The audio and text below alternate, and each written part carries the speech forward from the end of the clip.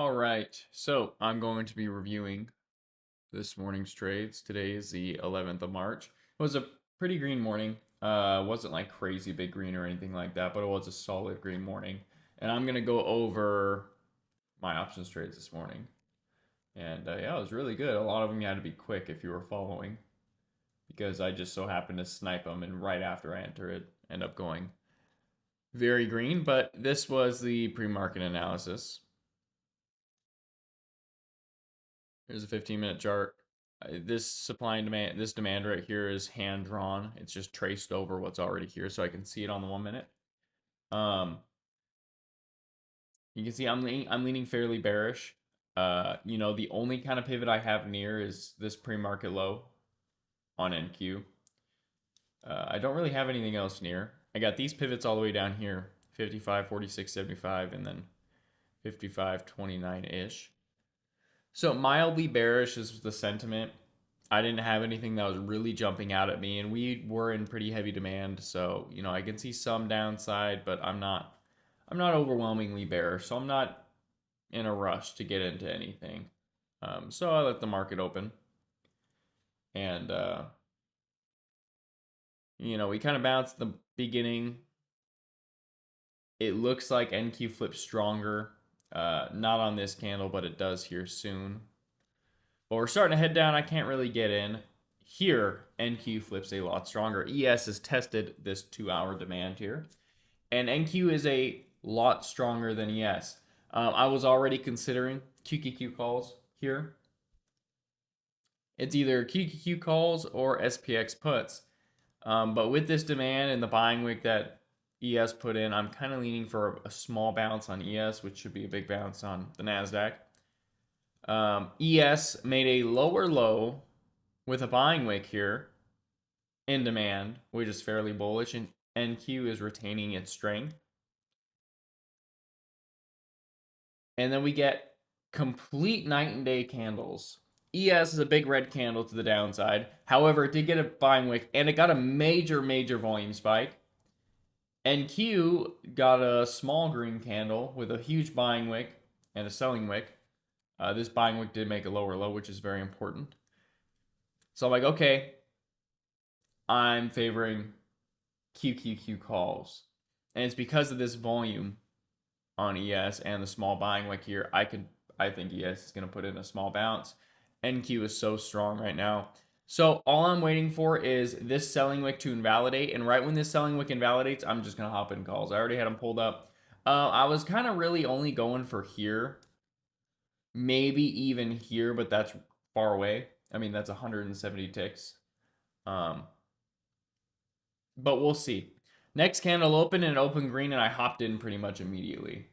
So I filled some at, I just market filled 89 cents, and I filled some at 90 cents. And 3 seconds after I hopped in, it took off. It stayed kind of around the top of this selling wick for a little bit, enough for me to enter. And it just kind of took off. I'm like, well, I'm not selling there because ES has invalidated most of this drop. I'm bullish on ES to at least here, the high of this selling wick, which means NQ's next PT is all the way up here. Now, I don't trim any on this candle, even though I'm up significantly, because it's only, 45 seconds after I entered, and there's no signs of anything bearish here. So ES hits, I sell here.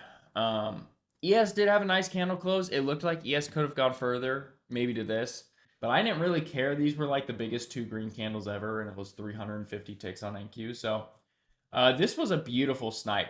From the millisecond I got in, it just started exploding. So I got 55% gains on this full-size trade. Fantastic start to the morning. So I dumped at that PT. And I'm like, okay, if this entire red candle invalidates, I am bullish. I'm going to start leaning bullish for NQ to get to the pre-market high.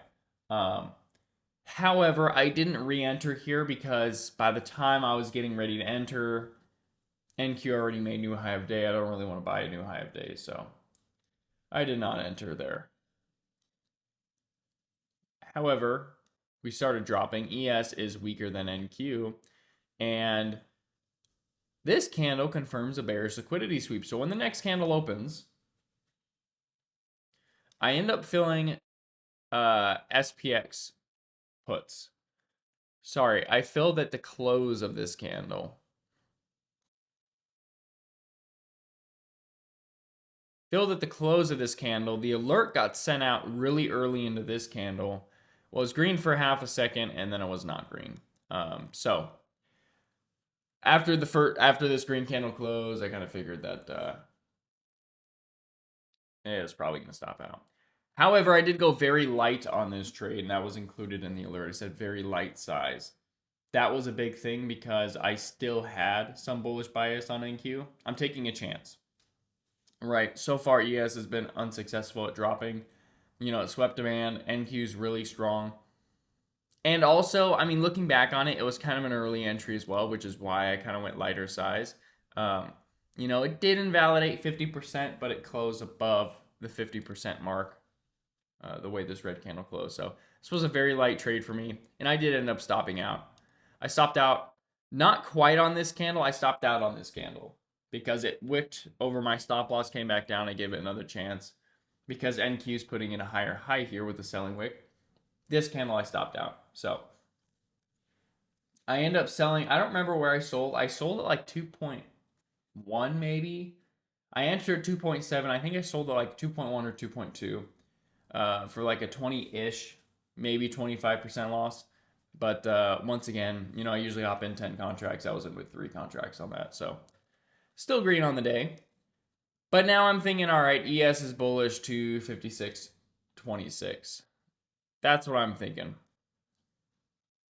Well, we end up falling again. And I say I will give puts another try if we come all the way back down to here. If we come all the way back down to here and invalidate this entire bounce, I'll give puts one more attempt. Because my sentiment is still overall kind of bearish. And now we have NQ chopping up. NQ still seems a little bit stronger than ES though. And then this candle happens. I'm like, you know what? We may be gearing for a short squeeze. So I pull up QQQ calls again, which I didn't actually pull them up. They're already there. If we invalidate this drop, I think we're going to squeeze the pre-market high. That's going to be my plan. Sure enough, next candle opens. I hop in before the candle closes. Pretty much right when it invalidates the body of this red candle is where I hopped in. So I filled at 91 cents. And I took a stab at the pre-market high. I think ES had a very good chance of at least getting there. And keep in mind, it was chopping up, which is not bullish, but I'm thinking we're at least going to squeeze the pivot. Maybe we sweep that pivot and come back down, or we just go on a run. I have no idea. But clearly, it's trying to reverse, and every reversal attempt is just getting annihilated. It's going to need the next pivot, more than likely, in my opinion. And it gets there. I sell right when it gets there. Just like the last trade. Last trade was a great sell. Sold here, too. I had no reason to let it run. So I got 24% gains. That was a full-size trade, so I made much more than my previous loss. And that trade was over. Now, I was still kind of feeling SPX puts if we came all the way back down. But I was kind of thinking it may continue up. Well, it didn't continue up. My sell happened to be beautiful. And, I was thinking about potentially entering puts here at 652. This was a really bearish candle close. But I didn't pull the trigger in time because it was a bearish liquidity sweep. At the close of this candle, I end up pulling the trigger. Didn't quite get low enough, but the way these candles were operating, I decided to pull the trigger a little bit early. My PT was technically all the way down here. However, because we have to go through these minor pivots, I'm planning on trimming a lot once it hits the 2-hour demand, if we get there. But that is a textbook confirmed bearish liquidity sweep. The exit on those QQQ calls was flawless. And that was a textbook bearish liquidity sweep. Looked very bearish. So we kind of chopped sideways. NQ is putting in a little bear flag. And then we dropped. I trimmed heavy. Keep in mind, I knew that it was chopping going into news. So right when news happened, I trimmed very heavy. right at demand, which ended up being pretty good. Um, and then I sold the rest right when it got to my entry area. Sold that for a small loss. I entered at 2.3. I trimmed. Well, I planned on just trimming half at demand. However, I didn't think it was just going to stop moving until news. So knowing that it only got there because of news, I trimmed pretty heavy. I trimmed 2/3 of that trade. 2/3 to 3/4. I have no idea, but I trimmed a bunch. I got bad fills. You know, the contracts hit 3.3. I only filled at 3.0 for 30% gains. And I sold the rest right when this red candle that was here invalidated. And that actually filled, I think, at like 2.2 or 2.1 or something. So slight loss on that last bit. But overall, it was a very mild win. I want to say I averaged like 10 to 15% gains on that trade. But when this candle closed, I'm like, you know what? It might be bullish. I looked at the Jolts report numbers, and I thought it was pretty bearish, to be honest. Some people said they beat expectations, but let me pull it up right now. Yeah, they beat expectations, but I wasn't really feeling it. So I wasn't willing to just kind of jump right into calls. But we put in this candle, and this candle sweeps. And I was thinking about being done, by the way. It wasn't like a super bright green day. It was like a mild green day. You know, I'm up by 2.5 trades, like 2.25 green trades, because that was a very small green trade. I was gonna be done, but then we put in this beautiful shooting star here, and we swept the highs when it happened. And I entered puts early into this candle, about halfway down. So when this reversal candle put it, I'm like, all right, you know, I'm going to give it one more attempt. And the biggest reason why I gave it one more attempt, because if you guys look, we actually missed new low of day on ES. We barely missed it. We did not sweep that pivot. So if we miss buy side liquidity and we sweep sell side liquidity, this is a great instance of when a majority of the move invalidates, it's going to go to the nearest pivot. So when we put in that huge reversal candle, I was already kind of thinking, all right, if we invalidate this entire green body, so if we get down to here, I'll take a stab at puts. Well, we did, and I filled, but obviously it was kind of moving fast, so I filled like more so like down here. And really my PT was the demand below the pivot. I thought it was probably going to get there. And I filled roughly here on NQ. And then depending on how we get the demand, it's looking pretty obvious when I enter. Obviously, 20 seconds after I entered, or like 30-ish seconds after I entered, we were already at the bottom, so it was a given that I was going to get there. But depending on how we got to that demand, I would also hold for QQQ, or sorry, NASDAQ new low of day. And this was another very quick trade as far as the entry. Right when I entered, it's just immediately green. So I filled the SPX puts, the exact same puts that I was just in. However, I filled them at 2.8. So the puts themselves, it looks like the premium increased a ton, which was pretty bullish. Which was pretty bullish for the put premiums, which means bearish for price action. Put premiums look like they want to go up. A lot of people are filling them. And then I filled the 463 puts KQQ at 46 cents. This was beautiful, and I sold most here. You know, I was kind of thinking NQ could get to the next demand, but truthfully, I sold most here. All my PTs hit. We got our first big buying wick. It was nice. The SPX puts skyrocketed to 89%, and the QQQ puts got 108%. I got 96 on them. I think they did go over $1. You know, I didn't get great sales. I think the SPX puts did 5.6 or 5.7.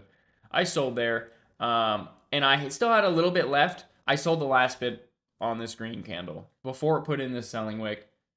I sold the last bit, giving indications that it was going to bounce, and thank God I did, because it did explode. But as you guys know, it ended up being a really nice put re-entry afterwards. But that was my morning. So ended up the morning like a light bright green morning. I was up by, well, I was in KQQ and SPX puts, but I was half size in each, so I wasn't, you know, it's not like I was 2x leveraged. So I finished the day plus like 3.5 green trades, only one red trade. So it was a really good morning. Pretty easy analysis, mostly just liquidity analysis with a touch of using demand as a price target. And yeah, that was pretty it. All the pivots swept.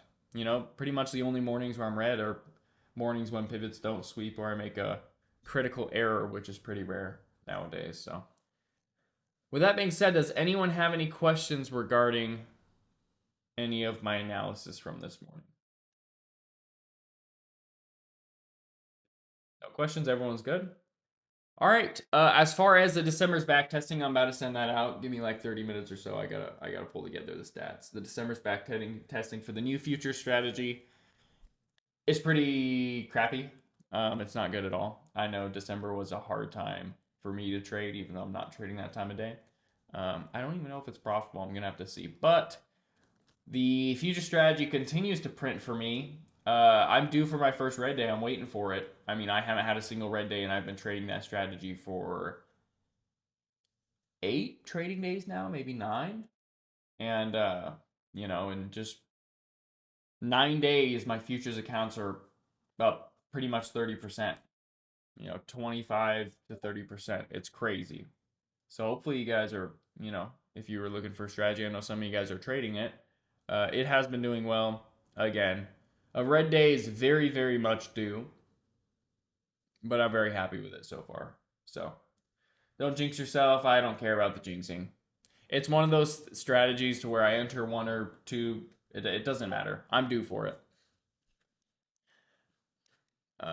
Superstition and trading does not go well together. If you're very superstitious about your trading, you're gonna have a very hard time being profitable.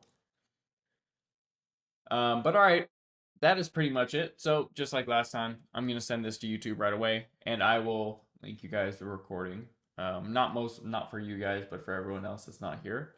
And good luck with the rest of your trading. I'll let you guys know how the futures trading goes this afternoon. And for all you premium folks, I'm gonna send the December documentation here in about 30 minutes. So stay tuned for that. And I think I'm going to do 1 more month, maybe 2 more months before I refine the rule set. But we'll have to see. But all right. Again, good luck with your trading today. Hopefully, you guys had a good morning. Regardless, have good psychology. That's far more important. If you guys need anything, feel free to reach out. I did catch up on a bunch of DMs. I believe I have finally sent everyone the money from last week's giveaway. So we should be caught up with that.